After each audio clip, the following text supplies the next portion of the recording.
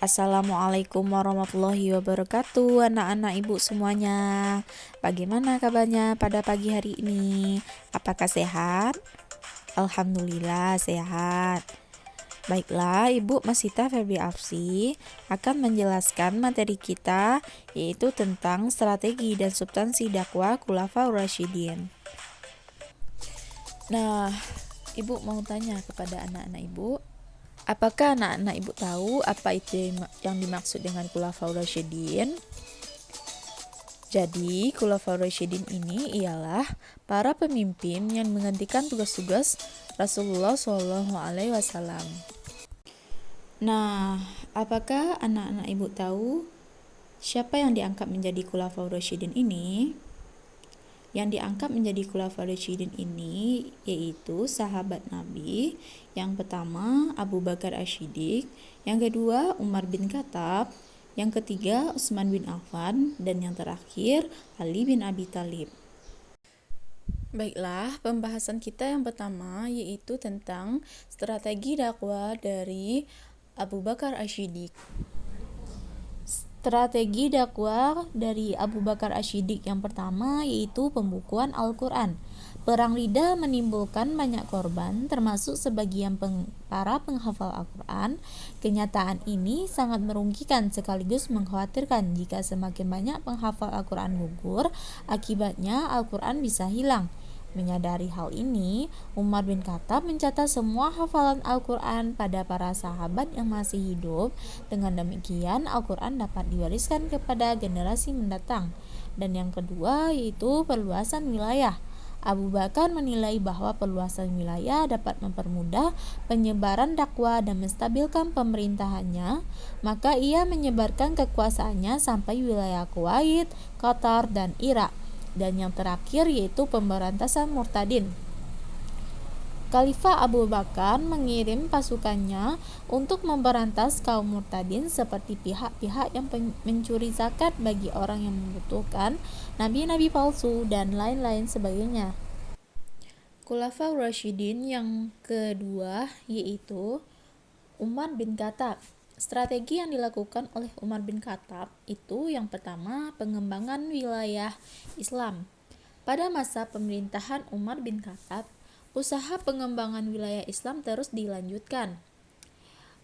Pengembangan wilayah pada masa Umar bin Khattab ini yaitu dari pesisir Syria dan Palestina seperti Java, Gizar, Ramla, Tipus, dan Uka. Kedua, mengeluarkan undang-undang. Di antara jasa peninggalan Umar bin Khattab selama ia menjabat sebagai khalifah, ia menertibkan pemerintahan dengan mengeluarkan undang-undang. Diadakannya kebijakan peraturan perundang-undangan mengenai ketertiban pasar, ukuran dalam jual beli, menjaga kebersihan jalan, dan lain-lain sebagainya. Dan yang ketiga, membagi wilayah pemerintahan. Umar bin Khattab membagi daerah menjadi beberapa daerah pemerintahan, yaitu pemerintahan pusat dan daerah. Khalifah bertindak sebagai pemimpin pemerintah pusat, sedangkan di daerah khalifah dipegang oleh para gubernur yang membantu tugas pemerintahan khalifah di daerah. Dan yang terakhir, membentuk beberapa dewan.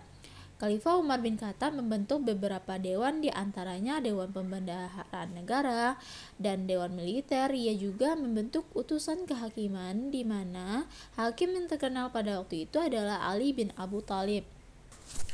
Khulafaur Rasyidin yang ketiga yaitu pada masa Utsman bin Affan.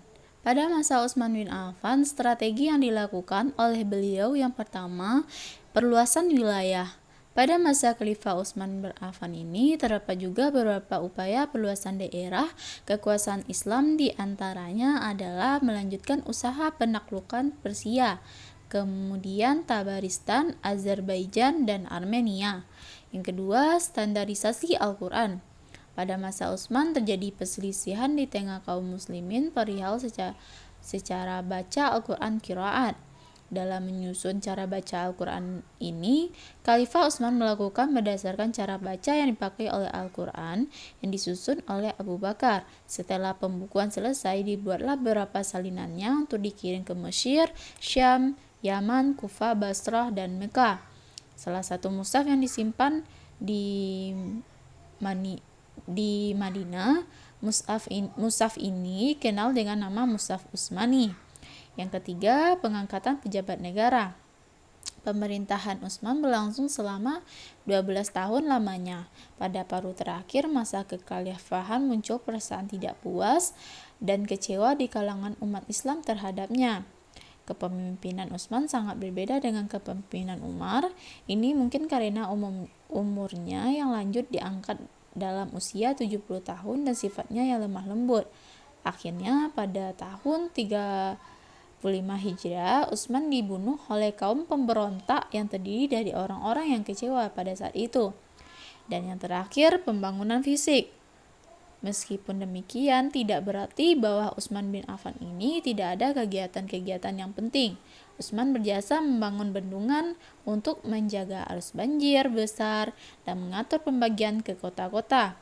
Dia juga membangun jalan, jembatan-jembatan, masjid-masjid, dan memperluas masjid di Madinah. Khulafaur Rasyidin yang terakhir yaitu Ali bin Abi Thalib. Strategi yang dilakukan oleh Ali bin Abi Thalib ini terdiri dari 3, yaitu pertama, penggantian pejabat lama dengan yang baru.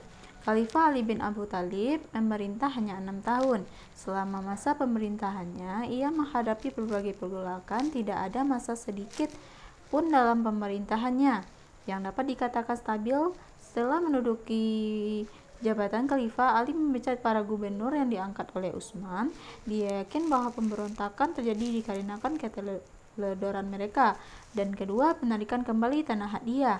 Ali juga menarik kembali tanah yang dihadiahkan Utsman kepada penduduk dengan menyerahkan hasil pendapatannya kepada negara. Dan memakai kembali sistem distribusi pajak tahunan di antara orang Islam sebagaimana telah diterapkan oleh Umar bin Khattab. Dan yang terakhir, menghadapi para pemberontak. Setelah kebijakan tersebut diterapkan, Ali bin Abi Thalib menghadapi pemberontakan Talha, Zubair, dan Aisyah.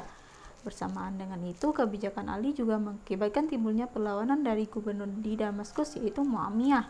Akibat di ujung masa pemerintahan Ali bin Abi Thalib, umat Islam terpecah menjadi 3 kekuatan, yaitu Muawiyah, Syiah, Ali, dan Khawarij atau orang-orang yang keluar dari barisan Ali.